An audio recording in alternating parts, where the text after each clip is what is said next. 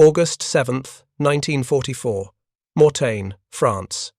SS Hauptsturmführer Michael Wittmann stood in the commander's hatch of his Tiger II tank, watching American Shermans burning in the valley below.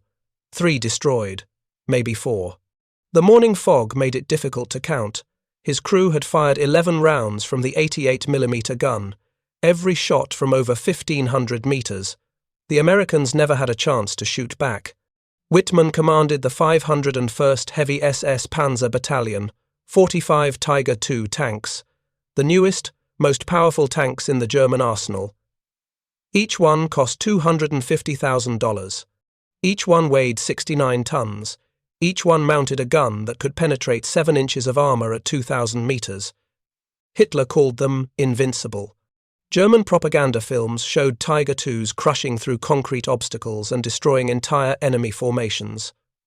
On paper, nothing the Allies had could survive an encounter with them. Then, Wittmann looked north. More Shermans, dozens of them, advancing in a steady line across open fields. He called targets to his gunner. The gun fired. One Sherman exploded. The gun fired again. Another Sherman burned. But more kept coming. Always more. For every Sherman destroyed, 2 more appeared. They were everywhere. Before we jump back in, tell us where you're tuning in from, and if this story touches you, make sure you're subscribed, because tomorrow I've saved something extra special for you. The Sherman cost $44,000. About $660,000 in today's money. The Tiger II cost $250,000. Over $3.7 million in modern terms. Germany poured resources into the thickest armor ever mounted on a production tank. Frontal armor, 7 inches thick at steep angles. Side armor, 3 inches. The long 88mm KBUK-43 gun was the most powerful tank weapon in the world. Each Tiger II required 9,000 man-hours to assemble. Every component met exacting Prussian engineering standards. Meanwhile, that $44,000 Sherman was deliberately designed for mass production. Chrysler's tank arsenal could pump out Shermans using automobile assembly techniques, standardized parts, simple maintenance, fast assembly. American factories built them so quickly that by August 1944, when Wittmann's Tiger IIs arrived in Normandy, the Allies already had 10 Shermans for every German heavy tank. The numbers tell you everything about these 2 machines. Germany produced fewer than 500 Tiger IIs during the entire war. Production started in January 1944 and ended in March 1945. 14 months. 500 tanks. That's about 35 tanks per month. Each one was a masterpiece of German engineering. Each one was also a logistical nightmare. America produced 49,234 Sherman tanks between 1942 and 1945. That's over 1,300 per month for 3.5 years. Detroit's factories operated 24 hours a day. 3 shifts. Assembly lines that never stopped. When one factory got bombed, which never happened because American factories were 3,000 miles from the fighting, production would have simply moved to another facility. But here's where it gets interesting. Cheaper didn't mean inferior.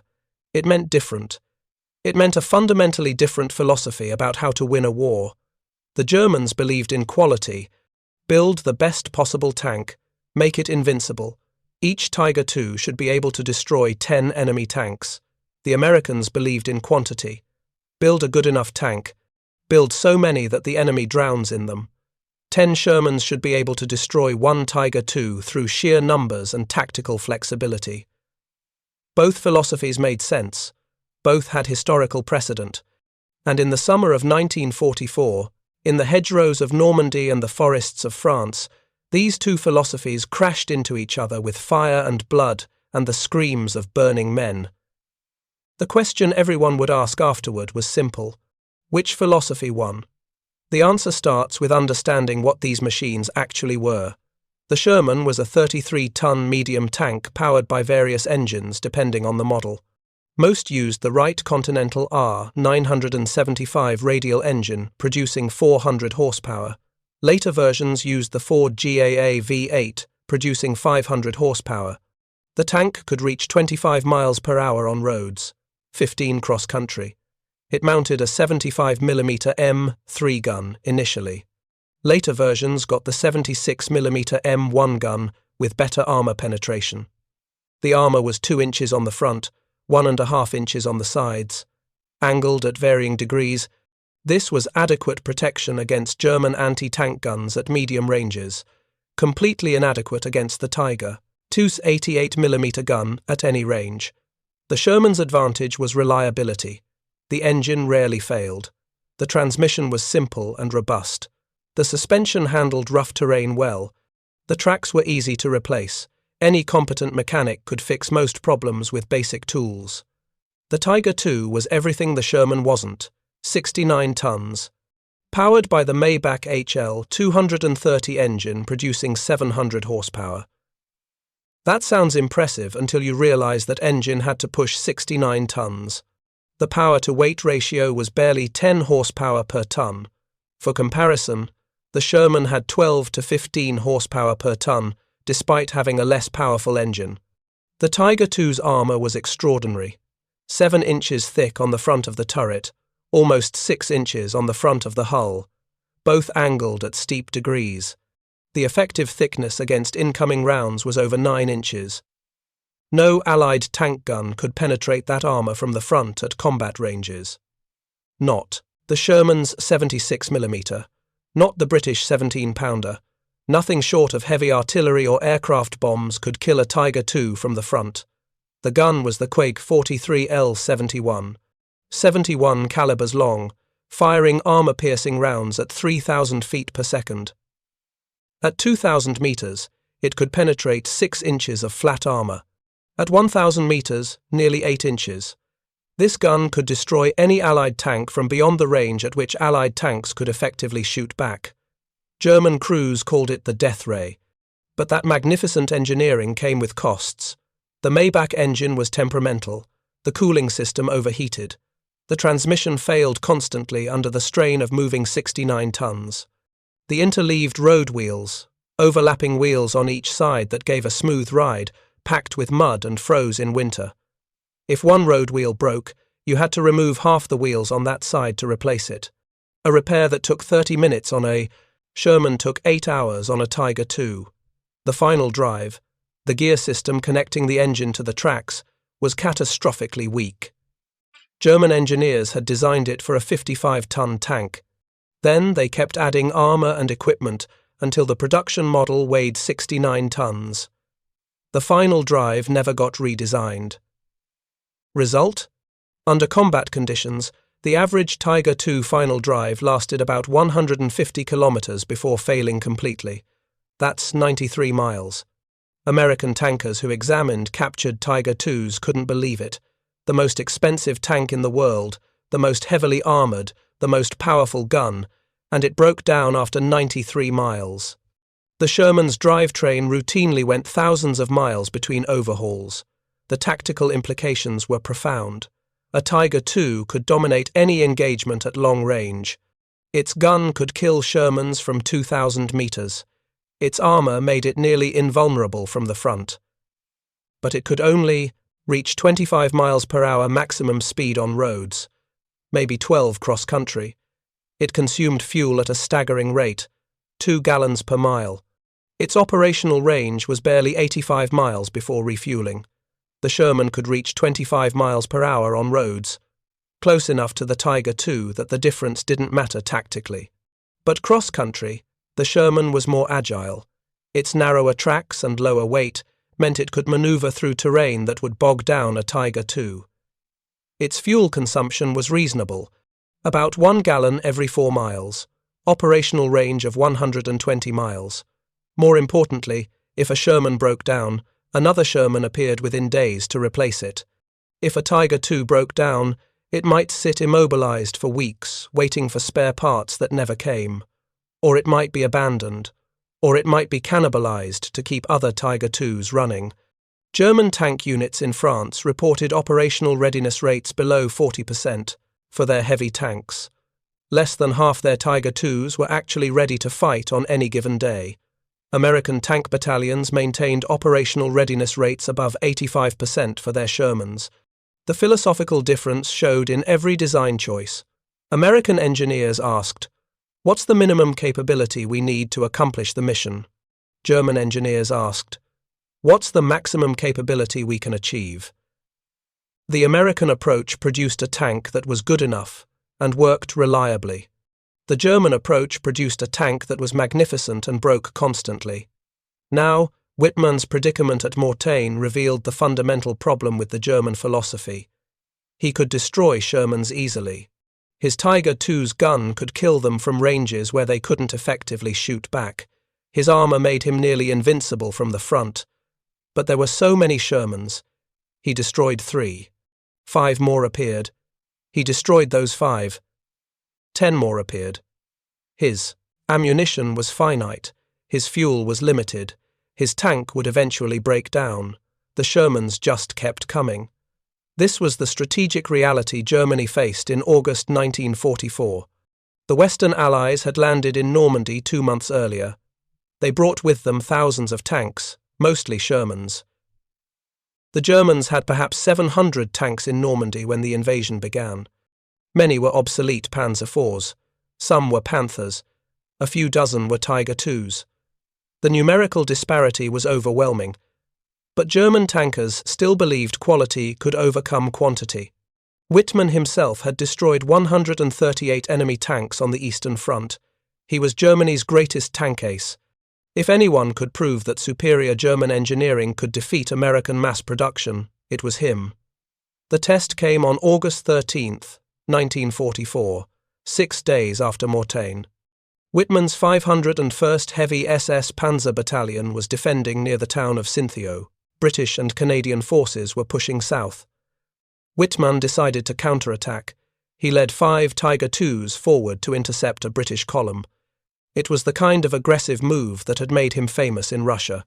Find the enemy, strike hard, use superior firepower and armor to destroy them before they could react. Wittmann's Tiger II advanced along a road toward the British positions. His crew was experienced. Veterans of the Eastern Front. They had fought Soviets in 34s. They had destroyed IS-2 heavy tanks. British Shermans, they thought, would be easy targets. What Wittmann didn't know was that British forces had deployed their tanks in prepared positions, hull down behind berms, only the turrets visible. The British had also learned from 2 months of fighting Germans in Normandy. They knew attacking Tiger IIs from the front was suicide, so they waited for flanking shots. Wittmann's Tiger II came around a bend in the road. A British Sherman Firefly, mounting a 17-pounder gun, fired from concealment at 600 meters. The range was close enough that the 17-pounder could penetrate the Tiger II's side armor. The round hit Wittmann's tank in the turret ring. The ammunition exploded. The Tiger II erupted in flames. Michael Wittmann and his entire crew died instantly. Germany's greatest tank ace. 138 tank kills, killed by a Sherman variant firing from ambush. The Tiger II's magnificent frontal armor was irrelevant because the Sherman shot him in the side. The powerful 88mm gun never fired because the first round killed the crew. All that German engineering, all that expense, all that propaganda about invincibility, destroyed in seconds by a tank that cost 1/5 as much. The loss of Wittmann shocked Germany, but it revealed something more important than the death of one ace. It revealed that the Tiger II's supposed invincibility was conditional. The tank was nearly invincible from the front at long range. But wars aren't fought in ideal conditions. Combat happens at close range, in forests, in towns, in situations where the enemy can maneuver for flank shots. And when you have 10 Shermans for every Tiger II, someone will get a flank shot eventually. The numerical superiority changed everything. German tankers in France reported feeling overwhelmed, not outfought. Overwhelmed. They would destroy 3 or 4 enemy tanks and feel victorious. Then they would look around and see 20 more enemy tanks advancing. The mathematics were brutal. If each Tiger II destroyed 5 Shermans before being knocked out, Germany still lost the exchange. Because America could replace 5 Shermans faster than Germany could replace 1 Tiger II. Allied intelligence officers interrogated captured German tank crews throughout the summer of 1944. The reports show a consistent pattern. German crews respected the Sherman, not because it was technically superior, it wasn't, but because there were so many of them. One captured Tiger II commander said, "The American tank is not as good as ours, but when they have 5 and we have 1, it doesn't matter how good ours is." Another captured German officer was more blunt. He said, "We can destroy American tanks easily, but we cannot destroy American factories." That statement captured the essential truth. The tank battles in France weren't really battles between Shermans and Tiger IIs.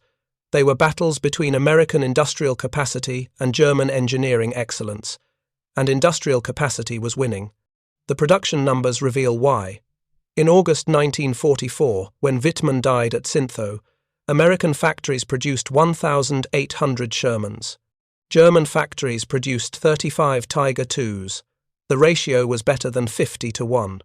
Even accounting for the fact that Tiger IIs could, under ideal conditions, destroy multiple Shermans, the mathematics still favored America. Lose. 3 Shermans to destroy 1 Tiger II. Acceptable. America could afford the exchange rate. Germany couldn't. The reliability difference compounded the production advantage. Of those 35 Tiger IIs produced in August 1944, probably 10 never reached combat units. They broke down during delivery, or they sat in depots waiting for replacement parts, or they were destroyed by Allied fighter bombers during transport. Of the 25 that reached combat units, maybe 15 were actually operational on any given day. The rest were deadlined for mechanical problems.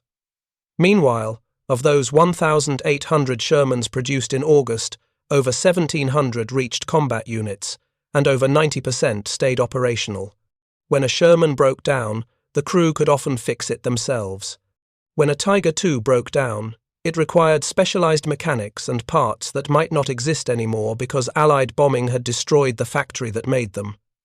The strategic situation in France during August 1944 demonstrated this disparity in real time. The German 7th Army was trapped in the Falaise pocket. Allied forces surrounded them. The Germans tried to break out. They attacked with everything they had, including Tiger IIs. American and British forces contained the breakout attempts, not through superior tactics or better tanks, through sheer weight of numbers and reliable logistics. When the Falaise pocket finally collapsed on August 21st, the Germans lost approximately 10,000 vehicles. Tanks, trucks, half-tracks, everything. Many vehicles were abandoned intact, not destroyed in combat, abandoned because they ran out of fuel, or broke down, or couldn't navigate the congested roads. American forces advancing through the pocket found Tiger IIs sitting beside roads, engines cold, fuel tanks empty, crews gone. The most powerful tanks in the world, abandoned like broken toys. Meanwhile, Sherman tank battalions continued operating at near full strength. They took losses. Combat destroyed tanks daily. But the replacement system worked. New Shermans arrived from the beaches. Damaged Shermans got repaired by maintenance units. The tank strength of American armored divisions in France remained relatively constant throughout August. The tank strength of German panzer divisions declined catastrophically. By the end of August, the 7th German Army had lost 80% of its armor, not 80% destroyed by enemy fire. 80% lost through combat losses, mechanical failures, and abandonment combined. The distinction mattered. An army that loses tanks in combat but can replace them remains effective. An army that loses tanks faster than it can replace them ceases to exist as an effective fighting force. Preparing and narrating this story took us a lot of time, so if you are enjoying it, subscribe to our channel. It means a lot to us. Now back to the story. The German Panzer. Divisions in France ceased to exist as effective fighting forces in August 1944. They still had some tanks, they still fought, but they no longer had the strength to conduct sustained operations. They could defend, they could conduct local counterattacks, but they couldn't stop the Allied advance. The weight of American and British production had crushed them. The specifications told part of the story. The Sherman mounted either a 75mm M3 gun or the later 76mm M1 gun. The 75mm could penetrate 3 inches of flat armor at 500 yards. The 76mm could penetrate 4 inches at the same range. Against the Tiger II's 7-inch frontal armor angled at steep degrees, neither gun could penetrate from the front at typical combat ranges. The Tiger II's 88mm KWK-43 could penetrate the Sherman's frontal armor at ranges exceeding 2,000 meters. Point blank, it could punch through 6 inches of armor. The Sherman's maximum frontal armor was only 2.5 inches on later models. The Tiger II could kill Shermans from distances where the Sherman crews couldn't even see the Tiger II clearly through their optics. But here's what the raw penetration numbers don't tell you. Combat in France didn't happen at 2,000 meters. The hedgerow country of Normandy restricted visibility to a few hundred yards. The forests of eastern France offered even less.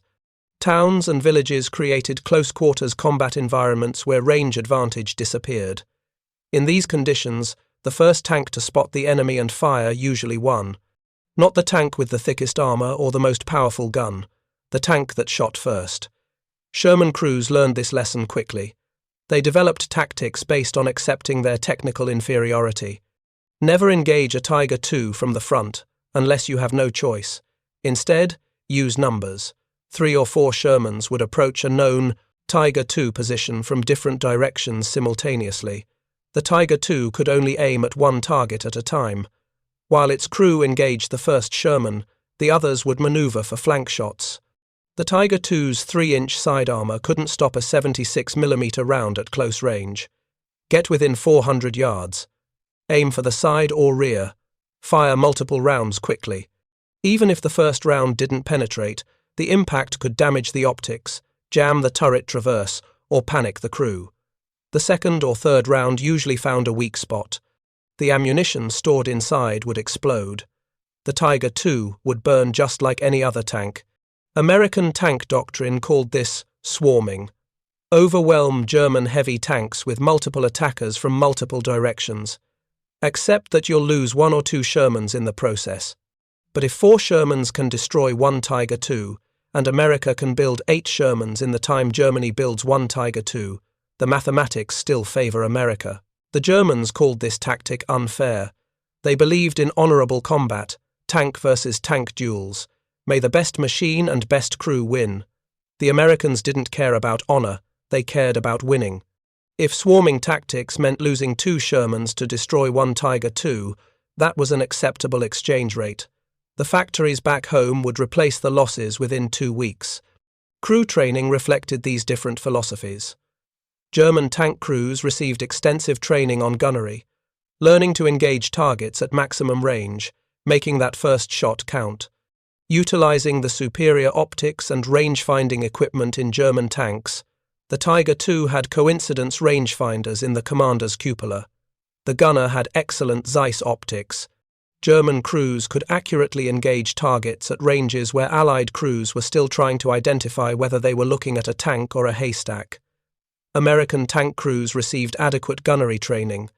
Nothing special. The Sherman's gun. Sights were functional, but not exceptional. American doctrine didn't emphasize long-range gunnery because American tankers weren't expected to win long-range duels. Instead, American training emphasized small unit tactics.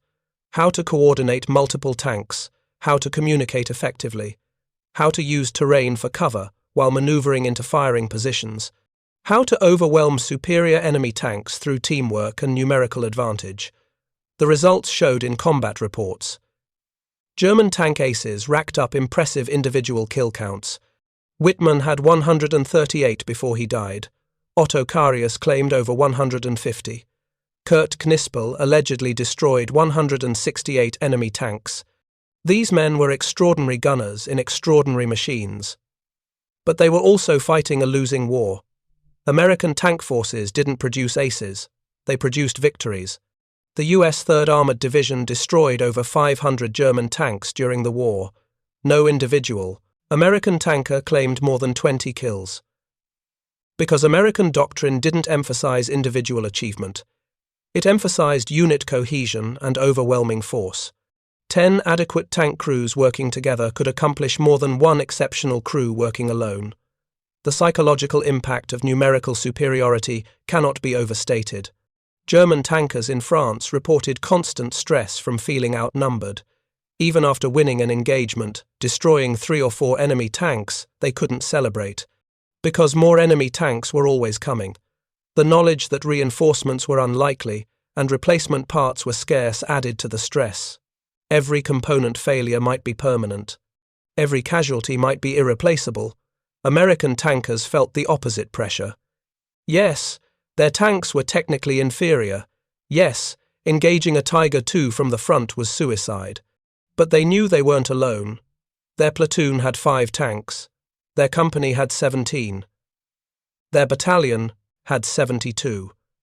If they needed help, help was available. If their tank got knocked out, another tank would pick up their crew.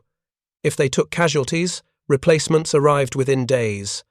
That psychological confidence enabled aggressive tactics. Sherman crews routinely took risks that German crews couldn't afford, racing down exposed roads to cut off German retreats, advancing into towns before infantry cleared them, pursuing defeated enemies deep into their own territory. The knowledge that losses could be replaced enabled tactical boldness. September 1944 brought the campaign into eastern France. The Allied advance had been so rapid that logistics struggled to keep pace. Fuel shortages, limited operations. But even with fuel constraints, American armor continued pushing east. The goal was the German border, the Siegfried Line. Cross into Germany before winter. German resistance stiffened. The Wehrmacht was falling back toward prepared defensive positions. They were also closer to their supply bases. Shorter logistics lines meant more fuel and ammunition reached frontline units. For a few weeks in September, German forces stabilized the front. They even launched local counterattacks. One such counterattack came near the town of Aracourt in Lorraine. The German 5th Panzer Army assembled approximately 200 tanks for a major offensive. The objective was to smash into the flank of Patton's Third Army and throw the Americans back. German commanders expected success. They had Panthers, Panzer IVs, and a company of Tiger IIs. The Americans had elements of the 4th Armored Division, mostly Shermans. The battle began on September 19th. German armor advanced in column formation through morning fog. They expected to catch American forces by surprise. Instead, American tankers were already in position on high ground with clear fields of fire.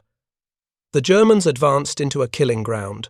Sherman crews waited until the German columns reached optimal range, about 600 yards, close enough for accurate fire, far enough that German tanks couldn't immediately close the distance. Then the Americans opened fire simultaneously from multiple directions. The first volley destroyed or disabled over 20 German tanks. The survivors tried to return fire but couldn't locate the American positions through fog and smoke. If you find this story engaging, please take a moment to subscribe and enable notifications. It helps us continue producing in-depth content like this. The fighting at Aracourt continued for 10 days. Every day, German commanders sent armor forward. Every day, American tank destroyers and Shermans tore them apart. The Tiger II Company, equipped with the newest and most powerful German tanks, achieved nothing significant. They destroyed some Shermans, but they lost tanks to mechanical breakdowns, ran out of fuel, and eventually withdrew with minimal accomplishments. By September 29th, the German counteroffensive had collapsed completely. Total German losses exceeded 140 tanks. American losses were fewer than 30 tanks. The Germans had sent their best armor with experienced crews. The Americans had used adequate tanks with competent crews and overwhelming numerical superiority. The result wasn't even close. But the true story of Aracourt wasn't the battle itself. It was what happened afterward to the German survivors. American intelligence officers interrogated captured German tank crews. The prisoners were exhausted, demoralized, and angry. Not angry at the Americans, angry at their own high command. One captured Tiger II commander was particularly bitter. He explained that his tank had been delivered to his unit 3 weeks before Aracourt.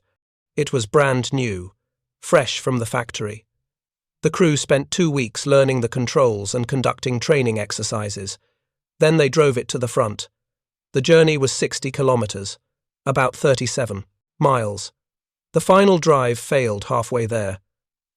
The tank had to be towed the rest of the way by a recovery vehicle.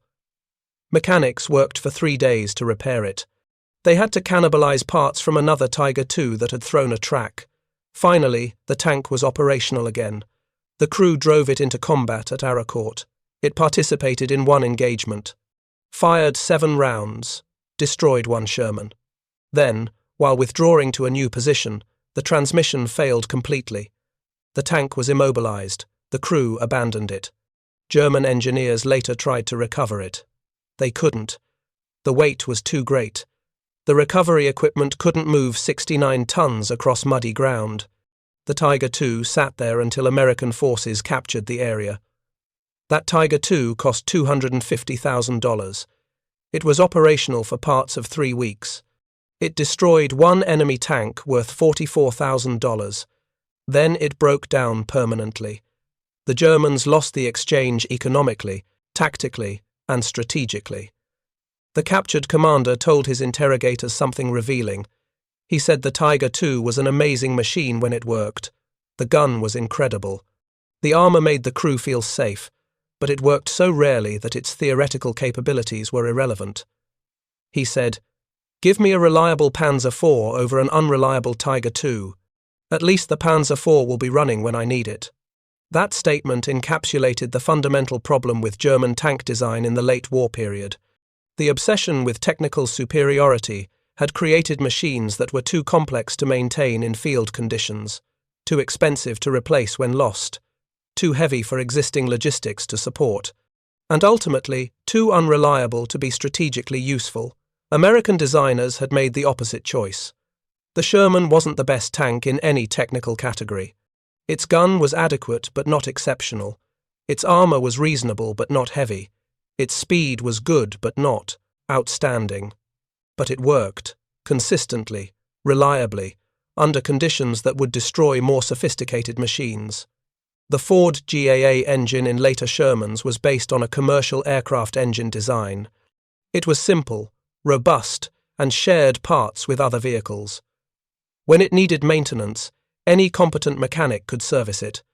The transmission was straightforward. The suspension was easy to repair. The tracks were standard width and could be replaced with basic tools. More importantly, the entire tank was designed around the assumption that crews would need to perform field repairs under combat conditions. The engine deck could be removed quickly. The transmission was accessible without disassembling half the tank. The road wheels were individually mounted and could be replaced without removing adjacent wheels. Everything about the Sherman's design prioritized maintainability. The Tiger II was designed around the assumption that professional mechanics in well-equipped workshops would service it. The engine required specialized tools to access. The transmission was buried deep in the hull. Those beautiful interleaved road wheels required hours of work to repair. In garrison conditions with proper facilities, this was manageable. In combat conditions with limited tools and enemy fire overhead, it was impossible. German tank units in France reported spending more time repairing vehicles than fighting. The maintenance burden consumed their effectiveness. A panzer company with 10 Tiger IIs might have 4 or 5 operational on any given day. The rest were deadlined for various mechanical issues. German mechanics performed miracles keeping these machines running. But even miracles have limits. American tank units spent less time on maintenance because their tanks needed less maintenance. A Sherman company with 17 tanks would typically have 14 to 16 operational. The difference between 85% readiness and 45% readiness compounded over time. The American unit could sustain operations continuously. The German unit operated in spurts between maintenance cycles. The fuel consumption difference created additional strategic problems. The Tiger II burned approximately 2 gallons per mile. In combat conditions with frequent acceleration, stopping, and maneuvering, consumption increased to nearly 3 gallons per mile. The tank carried 220 gallons of fuel. That gave an operational range of about 70 to 85 miles before refueling. The Sherman consumed approximately 1 gallon every 4 miles. Combat conditions increased this to maybe 1 gallon every 3 miles. The tank carried 150 to 175 gallons depending on the model. Operational range of 120 miles or more. This disparity meant American armor could conduct sustained advances without stopping for fuel. German armor had to refuel constantly, and by late 1944, German fuel supplies were critically short. Allied strategic bombing had destroyed synthetic fuel plants.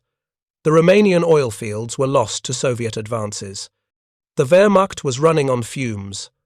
German tank units in France routinely abandoned vehicles due to fuel shortages, not damaged in combat, not mechanically broken, simply out of gas with no prospect of refueling. American tankers advancing through France found Tiger IIs sitting beside roads with full ammunition loads and functioning engines. Empty fuel tanks. The crews had walked away. The ammunition situation revealed similar disparities. The Tiger II carried 84 rounds for its 88mm gun. The Sherman carried 71 to 90 rounds depending on the gun type. Roughly comparable. But German ammunition production was declining due to Allied bombing. American ammunition production was increasing because American factories were safe from attack. A Sherman that exhausted its ammunition load could be resupplied from battalion stocks within hours. A Tiger II that exhausted its ammunition might wait days for resupply. If resupply came at all, German logistics prioritized infantry divisions over panzer divisions. Tanks that couldn't get fuel also couldn't get ammunition. The crew, comfort, and ergonomics differed significantly. The Sherman was cramped but functional. 5 men in a relatively small space. The commander, gunner, loader, driver, and assistant driver. American designers prioritized mechanical reliability over crew comfort. The interior was hot in summer, cold in winter, loud always. But it worked. The Tiger II was spacious by comparison. The turret was large. The hull was roomy. German designers believed that comfortable crews fought more effectively. They included creature comforts, where possible, better seating, more storage, improved ventilation. But that spaciousness came at the cost of weight and complexity. In combat, crew comfort mattered, less than survival. Sherman crews accepted cramped conditions because their tanks' mobility gave them tactical advantages. They could choose when to engage and when to withdraw. Tiger II crews enjoyed spacious interiors, but often felt like sitting ducks. Their tanks' poor mobility meant they couldn't easily disengage from unfavorable situations. The vision and optics told an interesting story. The Tiger II had superior optics, Zeiss lenses in the gun sight, range-finding equipment, excellent periscopes. German crews could identify targets at longer ranges than American crews. This advantage mattered in open terrain at long ranges. The Sherman had adequate optics, nothing special. American crews struggled to identify distant targets, but American doctrine didn't require long-range target identification, because American tactics emphasized closing to ranges where their guns could be effective, and using multiple tanks to overwhelm superior enemy vehicles. By October 1944, the campaign in France was effectively over. Allied forces had reached the German border. The next objective was crossing into Germany and breaching the Siegfried Line. German forces had stabilized their defensive lines somewhat, but they had lost catastrophic amounts of equipment in France. The Wehrmacht in the west had lost approximately 2,000 tanks during the campaign, some destroyed in combat, many more abandoned due to mechanical failures or fuel shortages.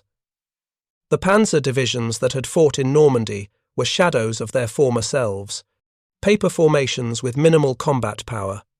American and British tank strength remained relatively constant. Combat losses were replaced quickly. Damaged tanks were repaired by maintenance units. New tanks arrived regularly from the ports. The Allied armies were actually stronger in October than they had been in June. More divisions, more tanks, better logistics. Improved tactics based on 4 months of combat experience. The Tiger II had failed strategically. Not because it was a bad tank. Technically, it was extraordinary. But because Germany couldn't produce enough of them. Couldn't keep them running in field conditions. Couldn't supply them with fuel and ammunition. Couldn't replace them when they were lost.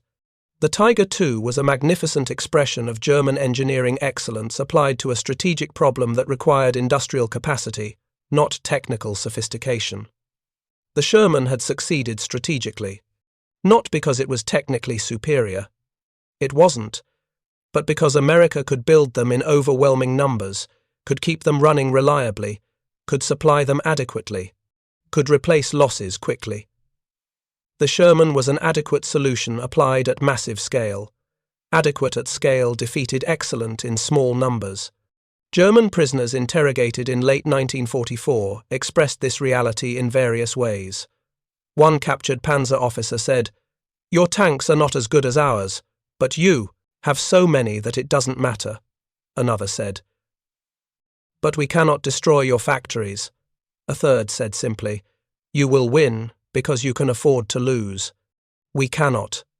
These statements revealed a truth that German propaganda had hidden from its own soldiers. Wars are not won by wonder weapons. Wars are won by nations that can sustain military operations longer than their enemies. Germany had built wonder weapons.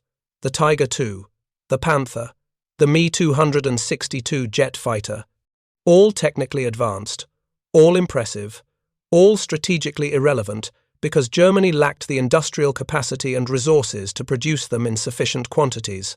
America had built adequate weapons and produced them in staggering quantities. The Sherman wasn't a wonder weapon. It was a production weapon.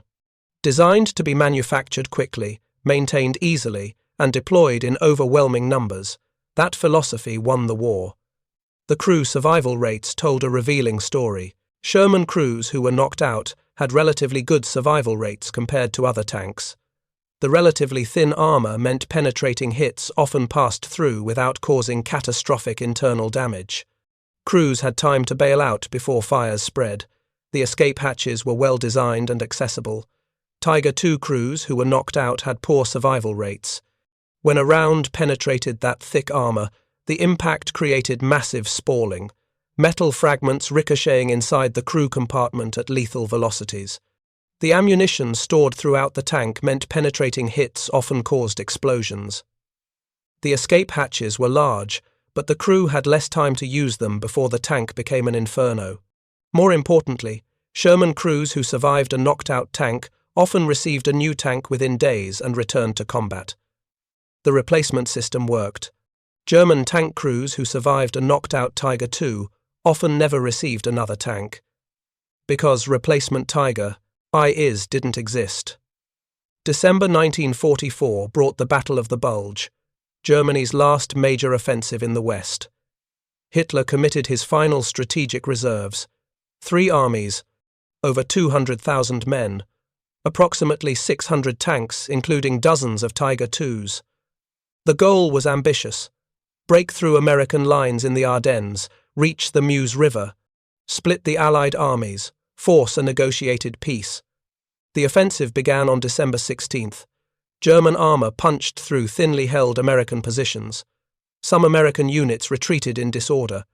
Others fought desperate defensive actions. The initial German success looked impressive, but the offensive was built on faulty assumptions. Primarily the assumption that German armor could capture American fuel depots to sustain the advance.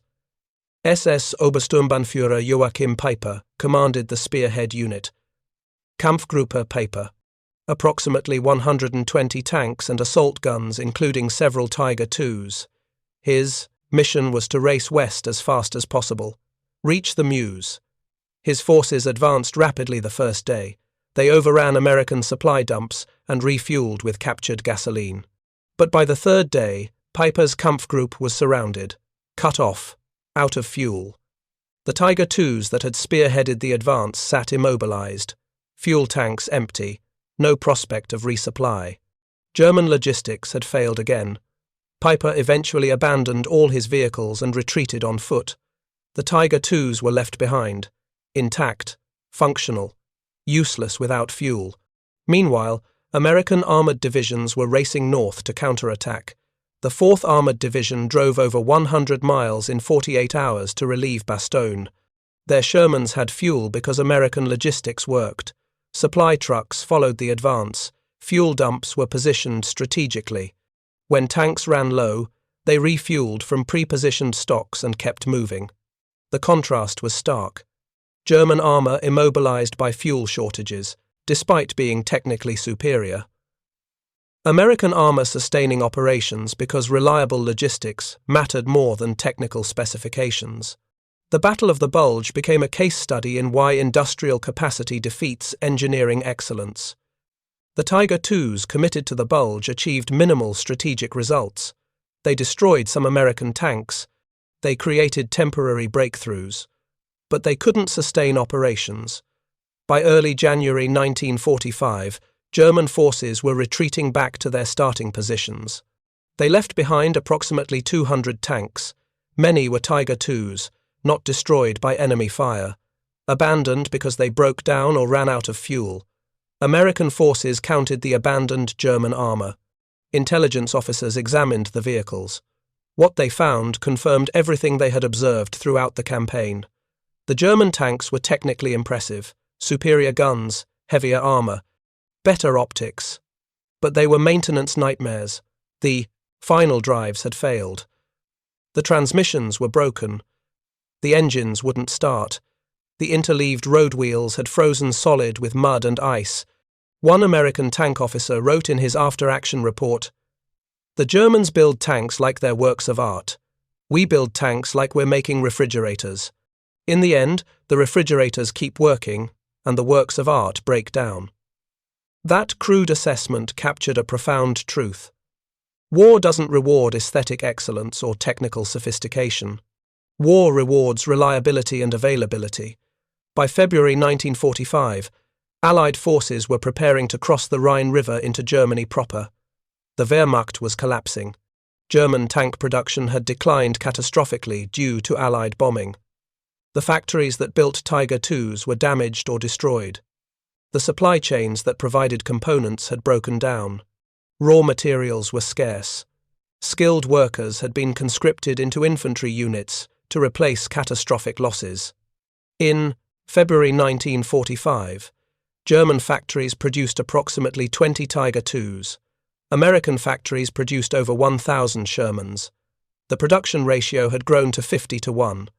Even if every Tiger II destroyed 10 Shermans, which they didn't, Germany couldn't win the mathematical war of attrition. The final months of the war saw German tank units fighting desperate defensive actions. They still had some armor, mostly Panthers and Panzer IVs, a handful of Tiger IIs, but fuel shortages meant tanks sat immobilized in defensive positions, used as stationary pillboxes rather than mobile weapons.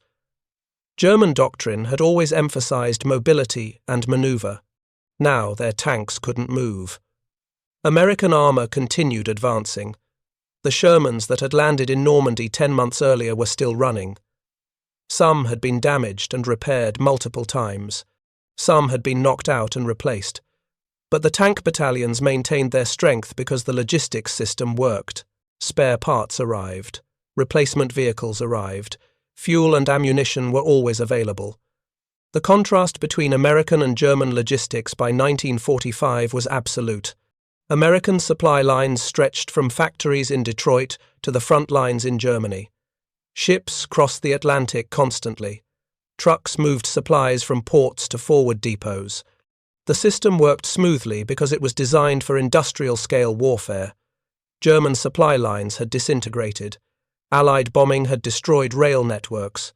Fuel shortages limited truck transport. Horse-drawn wagons carried supplies in some areas, like logistics from the 19th century trying to support 20th century warfare. The system couldn't function because it had never been designed for the scale of operations required. When Germany surrendered in May 1945, American armored divisions were operating at near full strength. Their Shermans had carried them from Normandy to central Germany. 11 months of continuous operations. The tanks that started the campaign were worn but functional. The crews were experienced and confident. The logistics tail that supported them was mature and efficient. German panzer divisions surrendered with minimal combat power. Most of their tanks had been destroyed or abandoned. The crews were exhausted and demoralized. The logistics system that should have supported them no longer existed. The vaunted German armoured forces that had conquered Europe in 1940 had been ground into dust by Allied material superiority. Post-war analysis by both American and German officers reached similar conclusions. The Tiger II was technically superior to the Sherman in almost every measurable category: gun penetration, armour thickness, optical quality, crew comfort. But technical superiority didn't translate to strategic success, because Germany couldn't field enough Tiger IIs to matter. General Heinz Guderian, one of Germany's premier armour theorists, later wrote that Germany made a fundamental error in tank production priorities. He argued Germany should have focused on producing large numbers of adequate tanks rather than small numbers of excellent tanks. He specifically mentioned the Tiger II as an example of misallocated resources. Guderian calculated that the resources used to build one Tiger II could have produced 3 Panzer IVs. The Panzer IV was an adequate medium tank, reliable, easy to maintain, armed with a reasonable gun.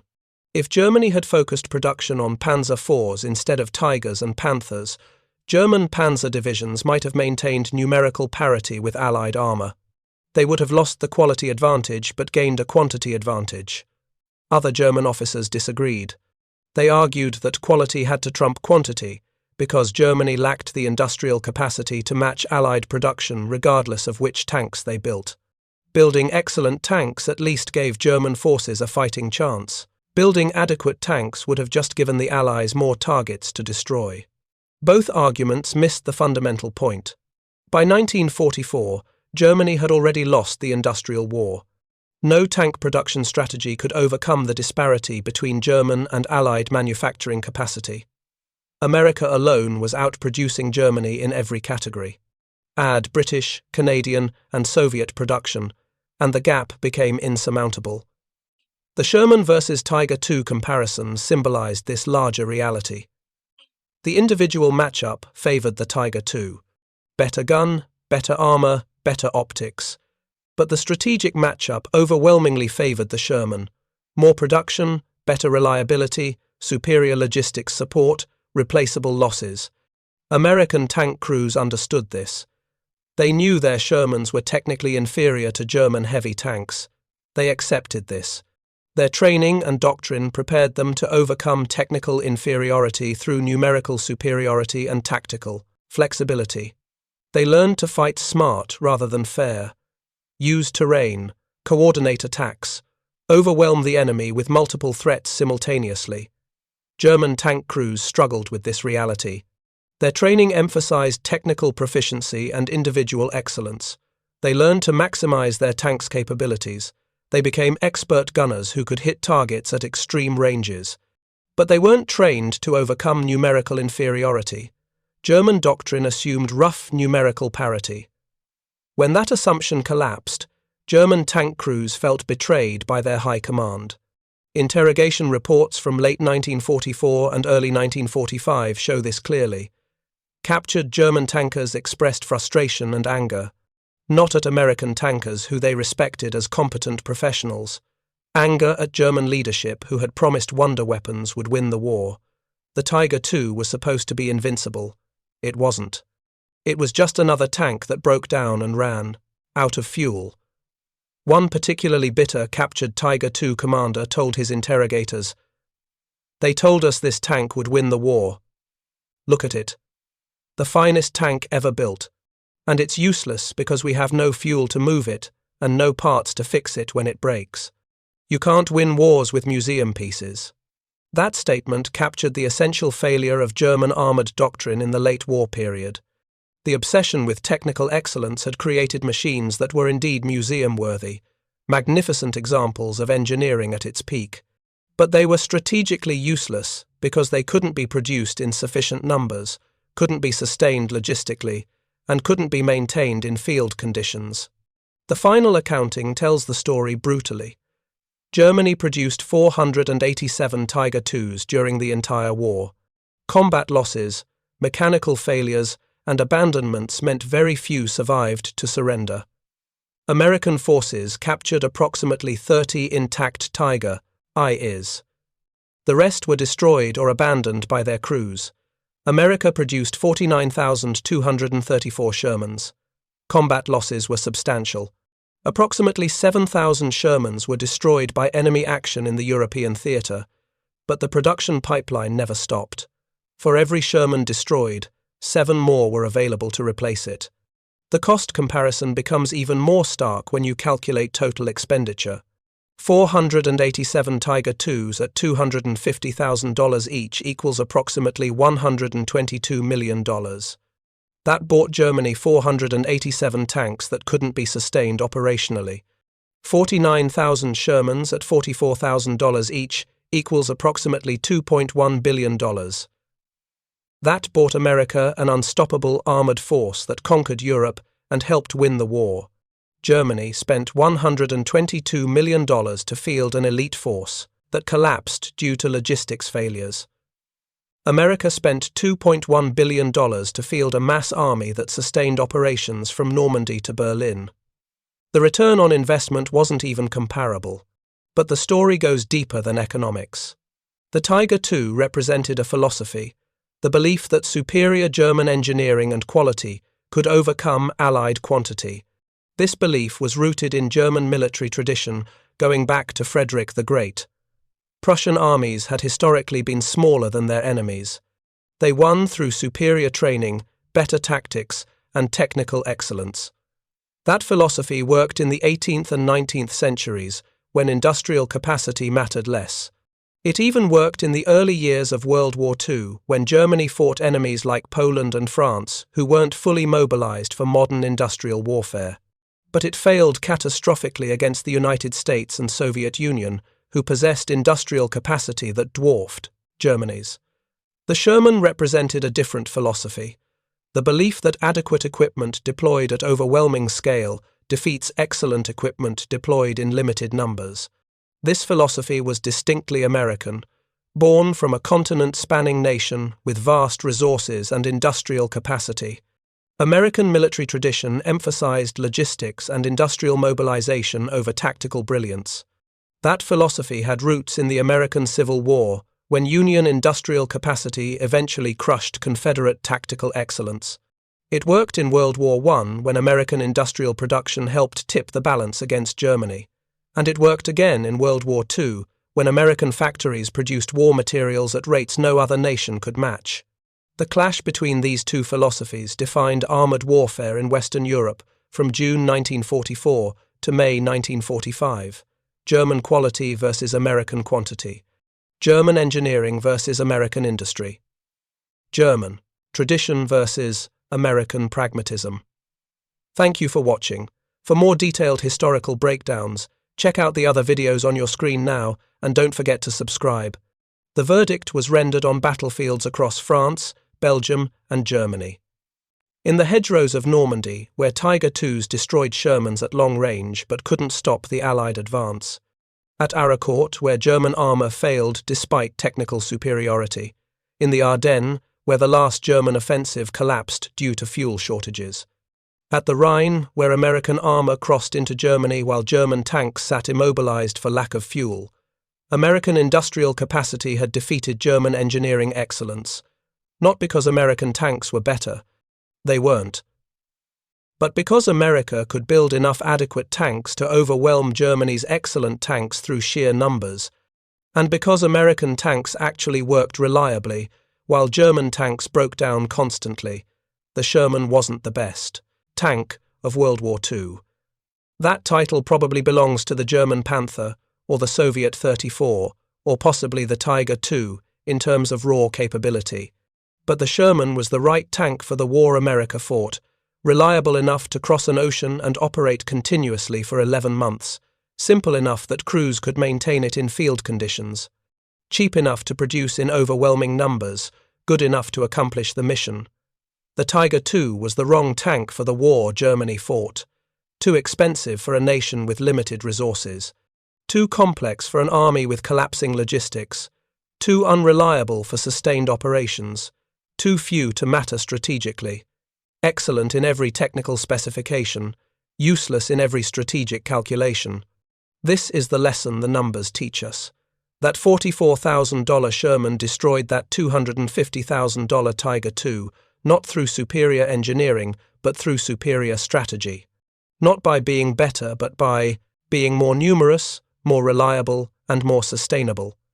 Wars are not won by building the perfect weapon. Wars are won by building enough good weapons, by keeping them running, by supplying them adequately, by replacing them when they're destroyed, by sustaining operations longer than the enemy can. These are not glamorous truths. They don't make for exciting propaganda films about invincible superweapons, but they are the truths that won World War II. American industry outproduced German industry. American logistics sustained operations, while German logistics collapsed. American pragmatism defeated German perfectionism. The humble Sherman, dismissed by some historians as inferior, proved superior in the only way that mattered. It was there, running, fighting. When the war ended in May 1945, thousands of Shermans were still advancing. The Tiger IIs had long since broken down and been abandoned beside the roads. Quality doesn't defeat quantity when quantity comes with reliability and industrial backing. The Germans built a masterpiece. The Americans built a war winner. And when Germany surrendered, it was Shermans occupying Berlin, while Tiger IIs rusted in fields across Europe, monuments to the failure of prioritizing engineering excellence over strategic sustainability. Up next, you've got two more standout stories right on your screen. If this one hits the mark, you won't want to pass these up. Just click and check them out. And don't forget to like, subscribe, and turn on the notification bell so you don't miss any upload from us.